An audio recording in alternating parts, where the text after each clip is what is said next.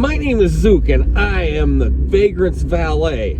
Let me ask you something. Have you ever been driving along and seen some scruffy looking dude on the side of the road and thought to yourself, wow, I wonder what that guy's story is. I wonder if he needs a ride, but then thought, nah, I better not pull over. Well, hey, hop in the back seat with me right now, and I'll show you what it's like. Hey man, you need a ride? Yeah, I'll give you a lift, brother. Come on. Thank you, bud. Take a free ride. It's a little cold to be walking. Yes, it is. I appreciate it. Yeah, of course. It's a good day for it. What's your name? Matt. Matt, I'm Zook. Zook, nice to meet you, Zook. What do you got going on? You're just out running around? Yeah, pretty much. Going to the library and getting hold of some people. Are you from Bloomington or? Kokomo. Oh, that's the land of milk and honey over there, isn't it? Yeah, but I just came back here from Texas about 5 days ago. Well, what part of Texas? Texarkana. Oh, that's up north there, I guess? Literally borders Arkansas. I walk to the border every day, pretty much. What'd you have going on down there? I was working the traveling carnival, and then I got off and stayed with a friend working a job. And no kidding? You were like a carny dude? Yep. Well, that's quite an adventure. Been doing that the last 3 years, and... All right. What, do you guys just go from like town to town, kind of like a rock and roll band, that kind of thing? Pretty much, state to state. I worked the whole East Coast, and our last stop was Texas. Was it a highly lucrative endeavor, or? Like the carnival, was it a big show, or? Like money-wise? Too much work, not enough money. What was your official capacity? I worked the zipper. Oh, okay, I got you. That it flips you around upside down? That was mine, yep. Yeah, I'm done with that, though. What, are you going to go back out, or? No, this is my last year of it. Last hurrah? I've been traveling the East Coast mainly, and I said as soon as the winter was over, I was coming back to Indiana, and I think I came about a month too early. Oh, yeah, it's still some cold weather. What are you? Do you have a place to stay, or are you in between, or? Kind of in between at the moment. You can stay over at the Mission. Yeah, I've stayed there a couple times, back and forth between there and a friend's house. How's the population over at the Mission there? Is it rough and tumble? Really? Everybody sticks to themselves, surprisingly. Yeah, no, I haven't really seen any drama or anything like that. There's no fisticuffs in the... I'm sure it will happen. In the chow line there? I haven't seen it yet, but I know it will happen. Those places usually... at some point. Yeah, sometimes compassion and patience can be short. What is it, like barracks style there? Pretty much. Yep, it's all one dorm, and they got bunk beds, and it's like a 4-in-1. Well, you gotta listen to your bunkie snore all night. I lucked out, but there's a guy at the end that does, and all I hear is bitching about it. God, it keeps me up all night snoring. Well, it's like the cartoon snore guy. You know how the curtains go in and out. Oh, yep, pretty much. So what was it like on the East Coast doing the carnival circuit? Oh, I loved it. New York, New Jersey, and Massachusetts is my favorite area of the country. What, is there a lot of good-looking chicks there? Oh, yeah. A lot of Asian women, too. Asian women? Yeah, wow. I got yellow fever. That's one thing I do miss. Ah. And that is one thing I like about Bloomington compared to Kokomo, is you see a lot more walking around downtown. Well, there's a big international community, obviously, with the university here. Believe it or not, I'm from Indiana my whole life, but I've never been to Bloomington, and I didn't know how, like, it was a college town. Like, well, there's a ton of work around here, so if pretty much, I'm just waiting till about April 1st when landscaping starts. That's what I'm going back to. Well, there's a lot of work with the landscaping around here. A lot of work with everything. There's so many people coming in. I mean, there's what, probably 45,000 students. You know, and they bring so there's always housing demands, and with housing demands, there's landscaping demands and cleaning. Everything. The university and the students pump so much money into the local economy. There's also Cook Medical. You can get a job there. That's good paying. And Catalent. Have you heard of Catalan? I've heard of that. I'll write it down for you Okay. before I drop you off. They're medical supply places. Cook is a medical supply place, and Catalan, I think, is like a drug manufacturer. They start you out making like $18 an hour with the benefits and stuff like that. And I don't know a whole lot about it. I'm sure initially it's pretty boring work, but it's not that back-breaking wheelbarrow. And are you any good on the PhD? Post-hole digger? I can, but I hate it. Yeah. I know about that. I got my PhD, my post-hole digger. That's for sure. I used to work for a sign company once upon a time, and we were always busting sod.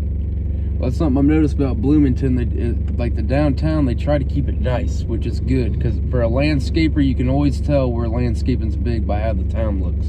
If it looks kind of trashy, you can kind of tell they don't care. But being a college town, they definitely want it looking presentable. Yeah, which definitely benefits. I have to say, out of all the places I've been in Indiana, this has to be my favorite. Oh, I mean, this really has been a nice, friendly town. Well, there's always something to do. Like this evening, they're doing an art gallery walk in town. All the art galleries are open from 5 to 8. If you're looking for something to do, I'm gonna go. You just wander around the art galleries, and it's look at the art and talk to the people, and sometimes you can get some free cheese cubes and Triscuits or whatever. And hopefully the weather will warm up a little bit for that. And honestly, this morning it wasn't bad. There was no wind, but it feels like it's gotten colder. I thought it was gonna warm up. Well, it's like when the sun's out and it's cold. That's a lot different from being a gray day like today.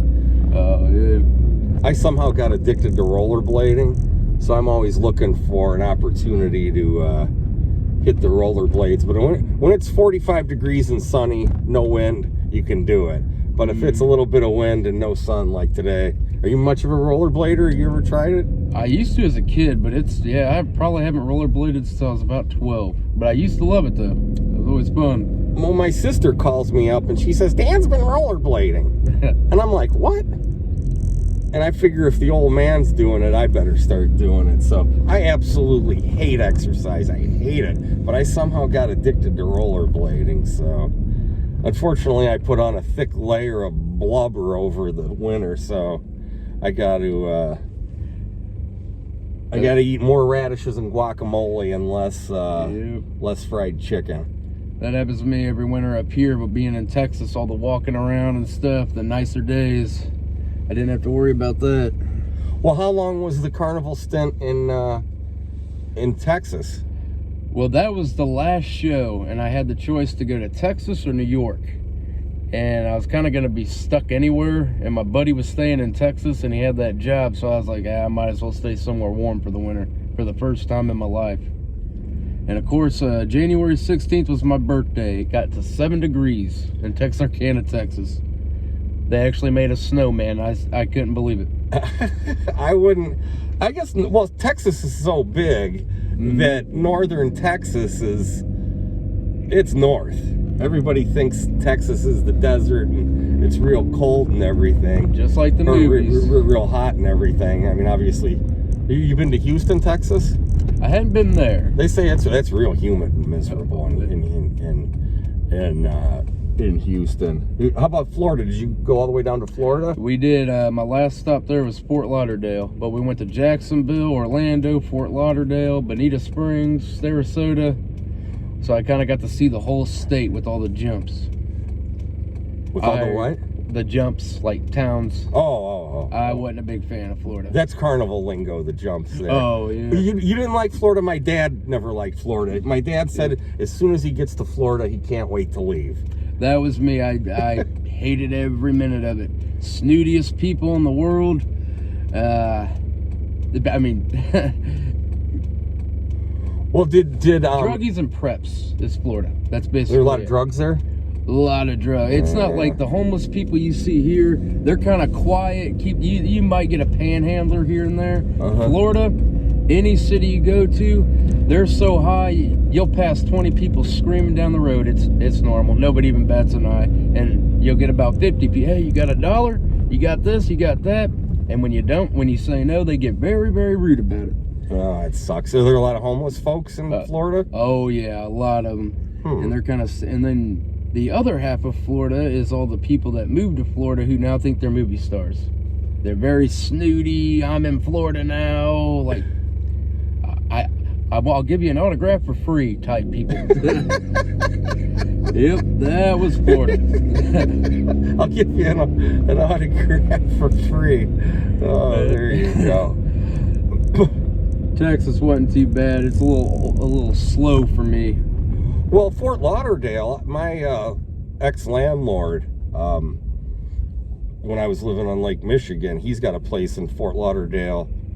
Well, it's actually Lauderdale by the sea. What'd you think of Fort Lauderdale? That's a pretty good town, isn't it? Or is it more of the same kind of? It was kind of the same thing, but there was more to do. I did like there was a lot more in Fort Lauderdale.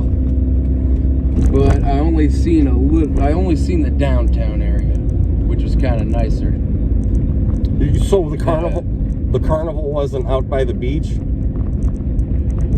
No, we never set up by the ocean. I did get a chance to go there. Well, you said you operated the zipper ride? Yeah, zipper. Well, now is there a bunch of safety concerns with that? Because obviously, if you're whipping people around, I mean, you got to make sure that thing is set up right. You we get a state inspection every week. Every time we go to, the inspectors come, and then we'll get undercover inspectors who will come and kind of observe. And I mean, if you're missing one pin, $1,000 fine right off the bat. Well, now, do the inspectors know what they're doing, or are they looking for a bribe, or how does that work? No, oh no, they're serious about it. Okay. Because let's say something went wrong and somebody dies. Yikes! If they didn't do their job right, or we didn't do our job right, we're charged with it. Yeah. And so the ride safety is a big deal, because let's say I set up a ride and I get somebody on it and they die and they find out it was my fault, that's manslaughter. Automatically going to jail. Yeah, for as many carnivals and amusement rides as there are, you hardly ever hear about anything going wrong. So you guys have done a tremendous job, right? A lot of them older shows, and I like closer to like Kentucky, I'd never go to a carnival there. I've seen theirs. Their rides are ancient. Oh, and yikes. Their laws are kind of lenient on safety and inspection, so those are what I'd worry about. But the stricter states are the safe ones. Well, did you guys have like carnival barkers and the games and all that kind of thing too? Oh yeah. Were there like the roll up for the Magical Mystery Tour, step right this way? Were they like doing that like in the? They do all the lines trying to get people in. Now we'll say this, and I don't know who's all watching on there, but carnival games are rigged. 100%. I'll admit it. Well, like the basketball thing, it's too small or whatever. Or a lot of them, maybe they're not rigged, but they're just really tough. They have it set up so hard that, I mean, you have a 1 in 100 chance, and that one person will luck out, and then everybody thinks it's possible. But I think we're getting. It's one way here. We'll get. I just about know where I'm going here. We're getting close. Well, what about, do those carnival barker dudes make a lot of money on those games? They make commissions, so the harder they work, the more they rake in. It's hit or miss, but it always profits, because they can have a $7,000 week and then only have a $500 week. But even if they have a $500 week, that $7,000 still kind of got them far. So yeah, the gamers make pretty good money. Do they make more than the ride operators? Oh yeah. Because you guys just get an hourly wage or that kind of thing? Salary. Yeah. Most of that's about $500 a week, but you're looking at 70 hours of work. So yeah, the free place to stay, the transportation, that's about your only extra benefit with all that. Well, what are the accommodations? Are you like in some trailer or that kind of thing? Yeah, they're called bunk houses, so it's a big trailer with rooms separated. Does it get pretty raunchy towards the end of the run? I mean, is there how's the housekeeping? It gets a little iffy. It's very small. I've seen jail documentaries, and let's just say they have more space than we do. I remember going to that bunkhouse my first time. I was like, man, no walking room, no nothing. You're kind of just, you got a sitting area where your bed is, and that's about it. Well, now what about your food? Do you have to like eat like you eat like gyros and elephant ears the whole time you're working the carnival? Me, I usually eat a fast food. Yeah. And do they give you like a per diem type deal? $1 off.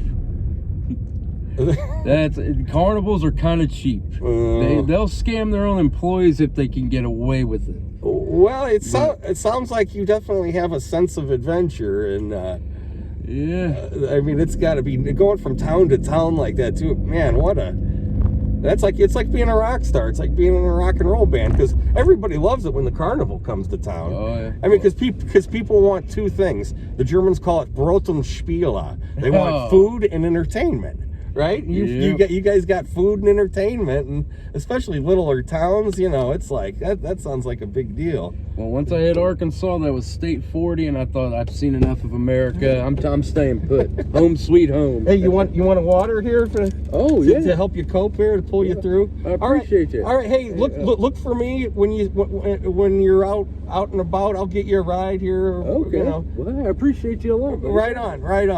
All right, you keep rocking. Oh, I appreciate you, bud. You have a good Best day. of luck to you, my friend. Thank you, bud. Well, look at there. There's a mysterious drifter coming into the town. He was working the carnival circuit.